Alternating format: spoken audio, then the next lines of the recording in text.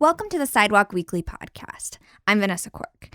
We typically start this show with a joke, but that did not feel right to us this week, given all the protests against police abuse happening in cities across America right now, and also all the pain that so many people are feeling, especially people of color. So instead, we'd like to take the chance to say that we stand with the millions of Black Americans and allies across the country fighting for racial justice and equality. I'm Eric Jaffe. If you love cities as much as we do, this movement is all you've been thinking about this week. And the goal, as we think about our work, the goal is to build more inclusive cities.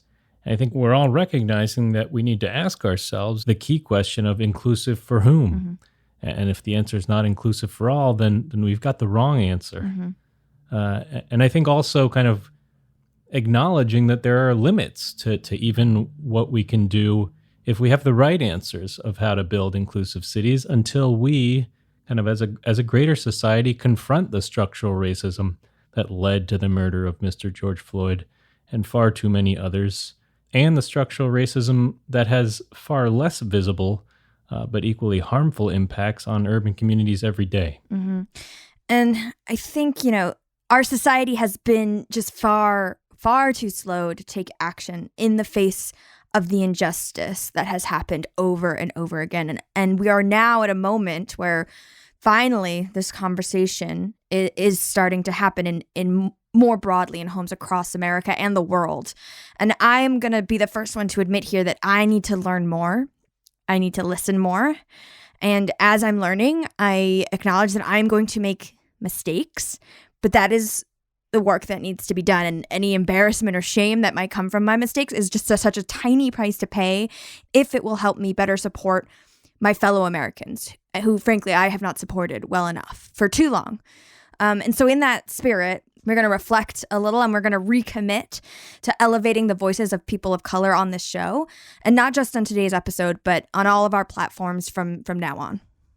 Yeah, and I want to echo Vanessa's point, well said about listening and learning. And if you're listening and are one of our listeners and want to point us to new insights or things you've been thinking about or things we've gotten wrong, either this episode or in the past, I want to know that. I think we want to know that. And so we hope you'll share that with us. Mm-hmm. So in that spirit, we're going to change things up a little bit in today's episode. Yeah, we're going to change things up a little bit. We're going to highlight, instead of 3 top stories this week, we're going to highlight one really great piece that came out about how urban planners can help build more just cities. And then we're going to have a segment where we read a collection of quotes from some of the other stories that we found so compelling, a collection of voices from the folks who wrote those stories. And we're going to give each of those 5 minutes each. We will have our little bicycle bell, as always. But then we're going to move into an extended interview segment with Chicago-based urban planner Pete Saunders, also author of the excellent Corner Side Yard blog. And he's going to talk to us about the history of urban policing and how we got where we are today. Mm-hmm.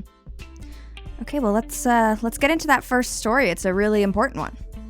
All right, so that first story comes from Bryan Lee Jr. He's an architect and design justice advocate, and he's writing at CityLab about how architects and urban planners have an obligation to protect health, safety, and welfare through the spaces they design. But Bryan Lee Jr. says, so far, we have failed to uphold that obligation. Mm-hmm. And he offers some clear steps on how architects and urban planners can do better in the future. So Vanessa, walk us through some of the highlights here. So this is a really great piece, really well crafted from Bryan Lee Jr. There's a lot to like here, but one of the things I really appreciated is that he really does take the time to set up why this is a problem. I think for your general audience, the connection between, injustice and architecture isn't really intuitive, I don't think, right? So I like how he started off describing how forms of oppression are built into architecture and urban design decisions. He starts off with a kind of unfortunately classic example in urban planning history, which is, the targeting of minority communities for highway projects and urban renewal projects in the 1960s. So unfortunately, what happened happened again and again in the name of urban renewal is that urban planners made these top-down decisions to place highways smack dab in the middle of often black neighborhoods and really kind of rupturing the urban fabric completely through that decision, right? Right. Sometimes called quote-unquote slum clearance, yeah. Correct, yeah. And so that's a kind of more obvious example. But he also goes into a little bit more maybe subtle examples. He talks about the design of quote-unquote defensible spaces that are meant to help residents kind of keep tabs on one another and feel more safe. But he notes that, those kinds of spaces can actually criminalize Blacks often. Similarly with the design of public spaces that are supposedly meant to provide for safety for people coming through, but often will fail to protect certain communities, especially people of color, from the fear of harassment, right? And so he writes, for nearly every injustice in the world, there is an architecture that has been planned and designed to perpetuate it. Yeah, and he gave a really great example of this, I thought, brought it to life in Minneapolis, of course, home to George Floyd, and writing that in 2019, Minneapolis approved the practice of what's called crime prevention through environmental design, sometimes shortened to CPTED. And that's things like, the way you orient windows in a building, the way you orient entrances. You can do that in a way that's meant to provide what Jane Jacobs called more eyes on the street and more focus on what's happening on the street. But that focus, while it's meant to reduce crime, it can be used in practice to actually make people feel more suspicious, feel more uncomfortable in their day-to-day lives. And that's often how it's implemented in minority communities. Right. And his point is that, architects and urban planners need to do better. They need to be thinking about these things as they go into design practice. And he says they haven't done it in the past. And so it's time to rethink the architectural process, essentially. And he thinks about this under the umbrella of a term called design justice. And this is how he defines it. Design justice seeks to dismantle the privilege and power structures that use architecture as a tool of oppression and sees it as an opportunity to envision radically just spaces centered on the liberation of disinherited communities. So I think that's a really important and interesting perspective on the profession. Yeah. And when you're getting into kind of, okay, how do we implement design justice? He gives a bunch of really clear, actionable examples of what that might mean. Right. Starting with a few I'll mention here, reallocating police funds and using that money to reinvest in critical needs of marginalized communities. That's one. Ceasing the design efforts like CPTED that we just talked about, like defensible spaces that you talked about that can promote unwarranted interactions with the police. And this one I thought was really interesting. Stop using area mean income to determine affordability in terms of our housing programs. That's usually the common way to do it, but it does not reflect the history, the vast history of inequalities around wealth building that have harmed Black communities. You mentioned this reallocating police funds. That's come up a ton in the news this week. We saw LA already started doing that, which is interesting. That'll be an ongoing conversation. I know we're out of time, but just to give people a few other examples of some of the other things he brings up that could be possible. Architects could stop designing prisons, jails, and police stations, he says, which support the carceral state. He says incorporating community voices more in the design process. A huge one. Community benefits agreements he mentioned specifically there. And also redesigning the way that architects are trained, and to not just make sure that the history of spatial injustice is taught, but also to make sure, they're doing a better job of recruiting people of color to the profession, which is, a predominantly white industry. And let's give Bryan Lee Jr. the last word here. Quote, "Don't let this become another moment of inaction when our nation so clearly needs us to stand for, fight for, and build a just future." So instead of a second top story this week, we're going to do something a little different. We're going to share some quotes from a variety of stories that came out this week that really spoke to us. So, Eric, what do you want to share first? Yeah, I'd like to share a quote from Charlton McElwain. He's an author and professor at NYU. He's writing in MIT Tech Review, and it's really a scathing indictment of technology and the way technology is potentially designed to perpetuate racism. And he writes, quote, "We often call on technology to help solve problems, but when society defines, frames, and represents people of color as the problem, those solutions often do more harm than good." And he's talking about facial recognition technology, risk profiling systems and credit score algorithms, these types of things that have been used, again, disproportionately to harm minorities. Yeah, and I think this quote really brings up the point that tech, in theory, can be quote unquote neutral. It can do good or bad. Yeah. But really, it's never neutral as soon as you implement it, right? And if you do not think critically about how your tech is going to operate in the real world, you can really have really pernicious effects. So you have to be so careful when you're coming up with new tech. All right, what's your first quote here? I'm going to read a quote from Kristen Jeffers, the editor of The Black Urbanist. She spoke with Street's blog this week about race and equity and transportation, and she was really doing an interesting job of challenging a lot of the fundamental assumptions that urbanists tend to have about mobility improvements. I'm going to give a quote that I think kind of represents this challenge that we as urbanists need to internalize. So she says, quote, "So when we get into these Vision Zero plans, often we talk like we're doing people a favor. We're making streets safe. But then, in practice, we just use Vision Zero approaches to laser in on minor infractions in a way that hurts communities." So I think really important point there that, things that are generally accepted as urbanism best practices, best for whom, good for whom, right? That's what she's really getting at here. I think you have to be so careful when you're thinking about these decisions. And the same thing, it kind of applies to the way you design tech. The way you design policy can also perpetuate structural inequalities. And Vision Zero, who would on paper disagree with the idea of no more street deaths? Well, depending on how you implement it, you could have a lot of other harms that come from it as well. Correct, yeah. What's the next quote that you want to share? The next quote I was going to share was from Mayor Melvin Carter of St. Paul, Minnesota. Very interesting conversation with the New Yorker. He is St. Paul's first black mayor. He's also the son of a St. Paul police officer. So, he comes at this moment with a great mixture of perspectives. And so the quote here that I'm going to read is, "As we call people to peace, but not to patience, we should not be patient with the structural inequalities and racism and microaggressions, and certainly not with the legal or court precedents or the obstacles in police union contracts all over the country that prevent us from holding people accountable when this happens." Mm-hmm.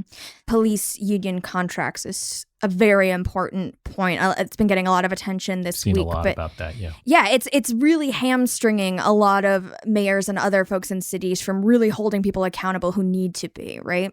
Yep, it limits the possibility for justice. Exactly. And so I think we're starting to see some of that change. I think we have time for the final quote here. What do you got?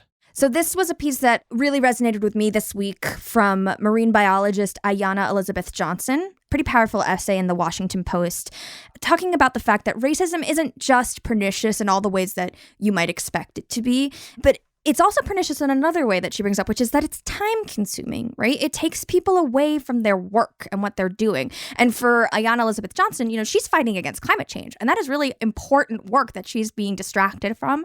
And she says it's not just a huge loss for her, but it's a huge loss for our society and our planet. So I'm going to read the quote that she uses to conclude the piece. And she says, "To white people who care about maintaining a habitable planet, I need you to become actively anti-racist. I need you to understand that our racial inequality crisis is intertwined with our climate crisis. If we don't work on both, we will succeed at neither." So kind of a call for people to step up and support both of these intertwined crises. Yeah, and I think we all kind of felt a bit of that exhaustion this week and distraction, and you can only imagine what that's like, for someone who faces this every day, the kind of combined impact of that over time just has to wear on you. And of course, you've got the additional stressors right now of COVID-19, which is having a disproportionate impact on minority communities, both in the health and the economic sense. Right. So there's a lot of urgent fights we have to have right now. And it needs to be a burden that's shared by all and not just by some. Yeah. Okay, that is it for our stories this week. As always, you can find the links to these stories in our podcast episode notes. In our next segment, we are going to talk with the author of the Corner Side Yard blog, Pete Saunders. Back in a sec.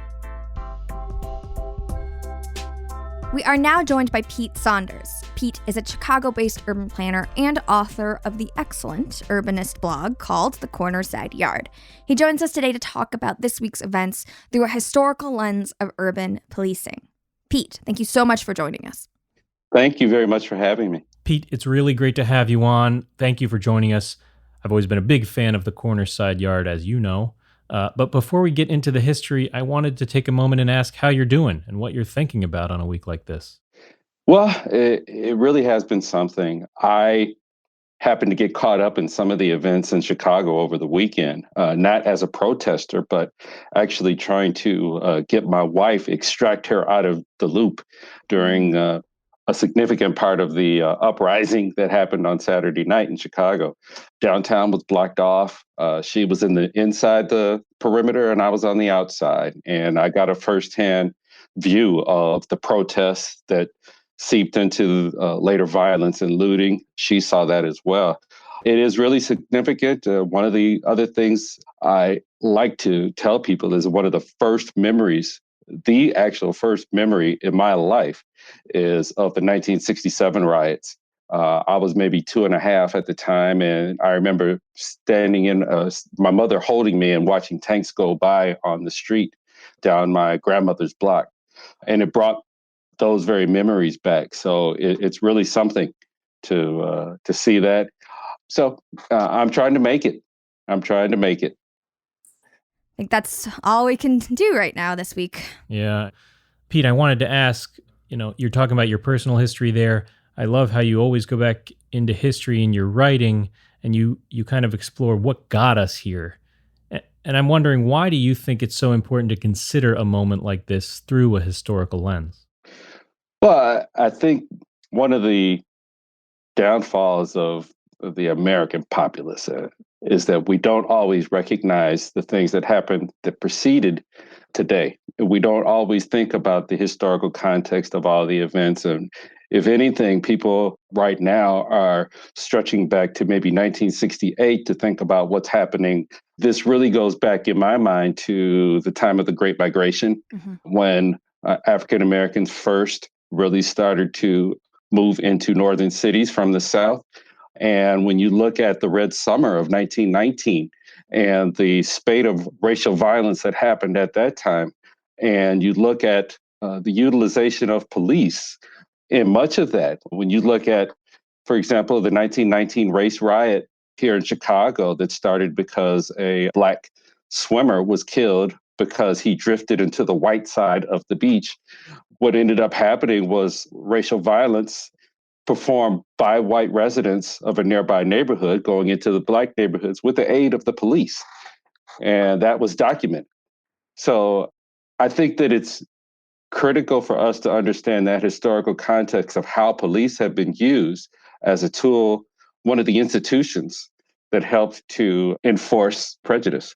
Pete, you posted a couple of articles this week. One looked back at the history of urban policing going back, 100 years to the 1919 riots that you just mentioned.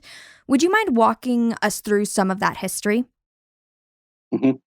Sure. I think that first era, I kind of hinted at already. There 100 years ago or more, you could look at police as being the muscle that was put in place in large cities at the time that were often young men who were given an opportunity to turn their lives right and be the muscle against the criminals of the time.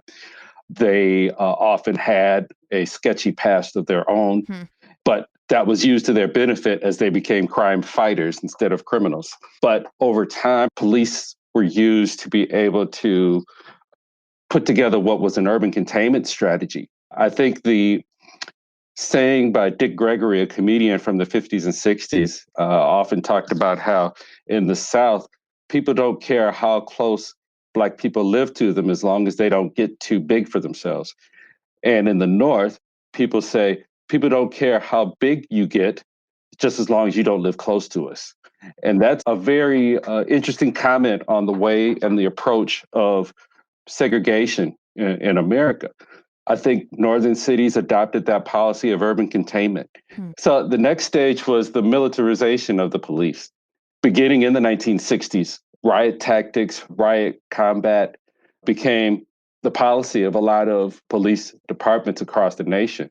I also think that police departments, particularly urban police departments, came to be viewed as that military force or pseudo military force that was the protector of the white middle-class neighborhoods that were either on the perimeter of the city or in the suburbs.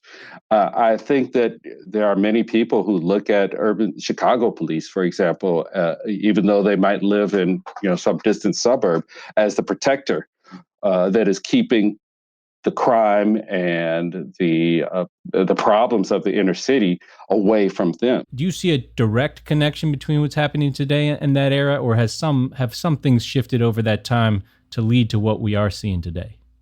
Well, I think we're seeing something new happening. I think we're seeing something different happening. I do think that police are employing some of the same urban containment tactics and strategies, but I think what differentiates this moment from all those in the 60s is the demographic diversity of the people who are involved in it.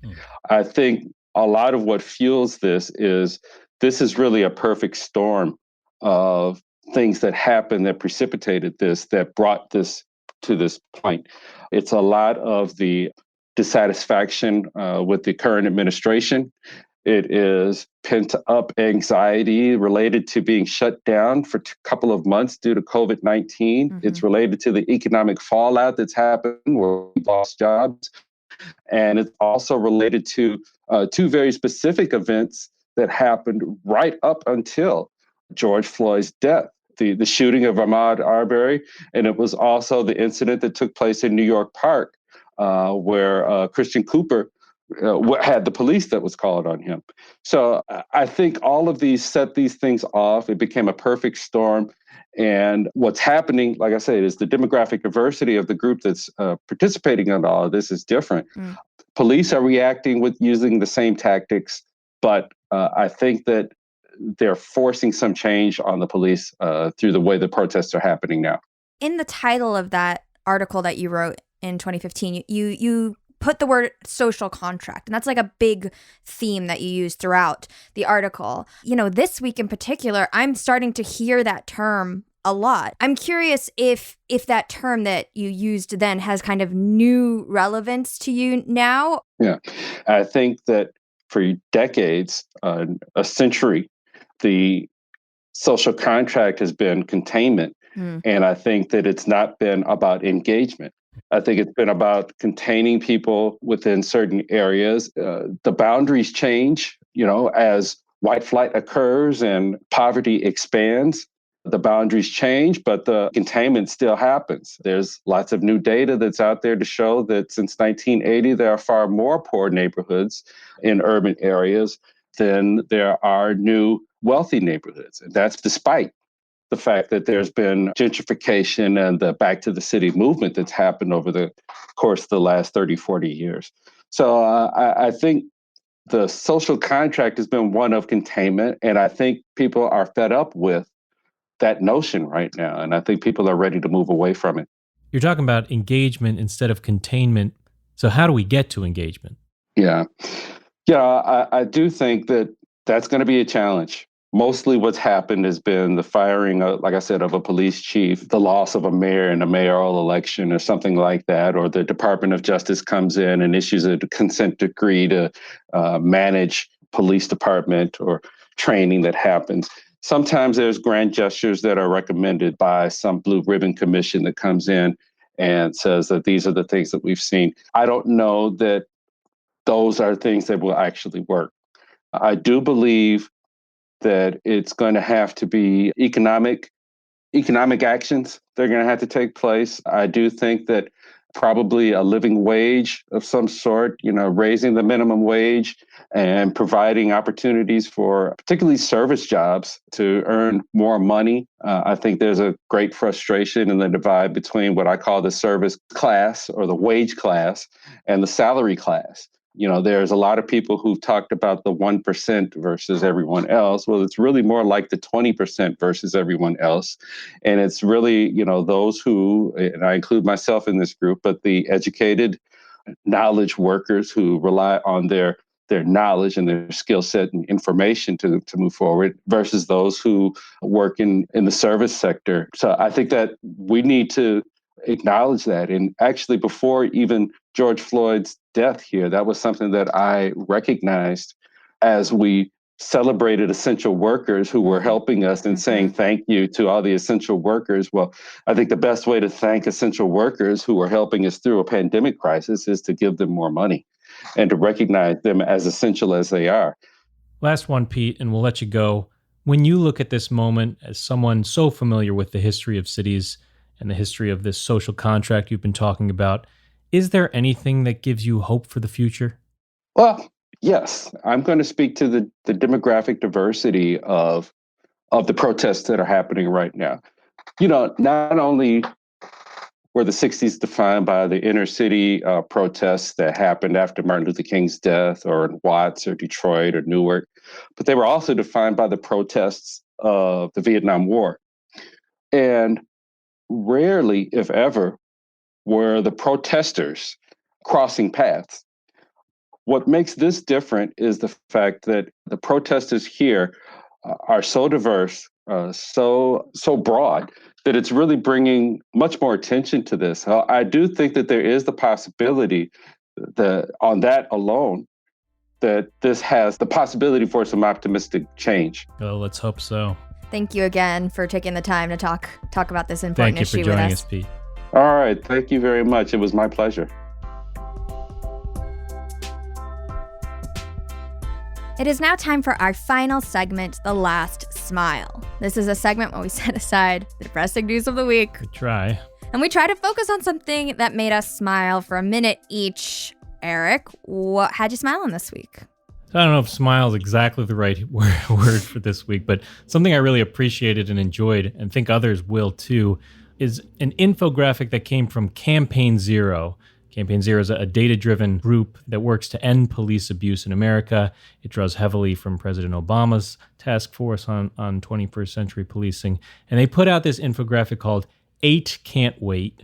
And it shows 8 police policy changes in cities that, if you combine them all together, could actually decrease police violence by 72%.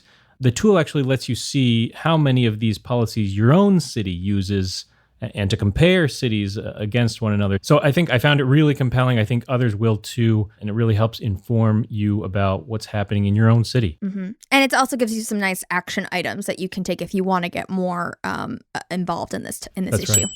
All right, Vanessa, what had you smiling, I guess?